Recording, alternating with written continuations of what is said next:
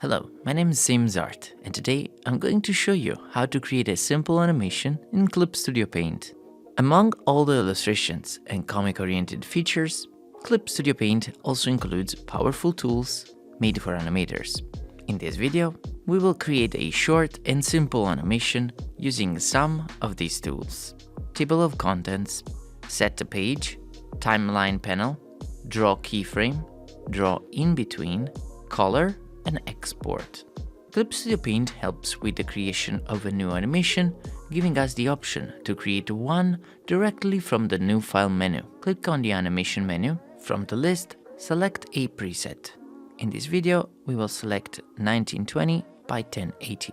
Type 24 as a frame rate and 24 as playback time. Then press OK. Before we can start drawing, let's make sure that all the panels necessary are visible on our interface. We will need a layer panel and a timeline panel. This panel is very important to handle the frames of our animation. Now that everything is set, let's draw. I want to make a simple ease in, ease out animation of a circle. First, I will select the frame number 1 of the animation. This is located on the timeline. At this point, I draw a circle on the canvas. Then, I will create a new layer outside the animation folder for a quick doodle of the timing and spacing reference of our animation. I will divide the guideline in 12 segments, the same number of frames that we will draw. I will create a new animation cell for each 2 frames. Since we have 24 frames, we will need 12 drawings. The second cell will be placed in the 3rd frame, the 3rd in the 5th, and so on until I reach 12 animation cells. At this point, I will draw the main keyframes. The keyframes are going to be the main stages of our animation. In this case, the start, middle part, and end, respectively 1st, 6th, and 12th frame. Since we don't need the other frames, we can momentarily cut them out from the timeline for an easy visualization.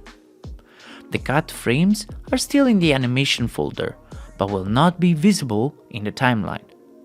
To cut a frame, right-click on it from the timeline and click on Cut. A common way of drawing each frame is to keep an eye on the previous and next ones. This is done with the Onion Skin tool. Enable the Onion Skin tool in the Timeline panel.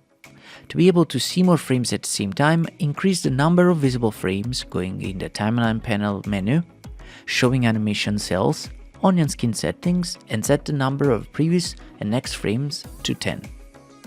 Now that we have the keyframes, it's time to add the rest of the frames. These frames will smooth the motion, making it more natural. Since the keyframes are 1, 6, and 12, the in-between are going to be the rest of the frames. To add the second cell back in the timeline, right-click on the 3rd frame on the timeline panel and select the cell number 2. With this cell now visible and the Onion Skin active, we can draw the in-between frame. This has to be repeated for each one of our 12 frames. Once I completed all the frames, I'm going to color each frame. To do so, I will select the layer corresponding to each animation cell, right-click on it and click on Create Folder and Insert Layer. I will then add a new layer located under the line art and then proceed to color. Of course, this operation has to be repeated for each frame of our animation. At this point, our animation is ready to be exported. For this video, I will export a simple GIF of the animation we just made. To export, go to File, Export Animation, Animated GIF. In the window that will appear, we can select all the options and a frame rate that in this case is going to be the same as the project, 24. With our animation exported, we reached the end of this video. Remember that I only touched the basics of how to animate in Clip Studio Paint. However, this software has many powerful tools that can help to streamline the animation process. In any case, this is all I have for you today.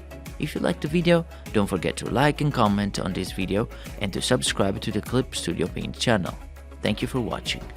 If you liked this video, you can find more about my work on Instagram, Twitter, and YouTube. See you next time.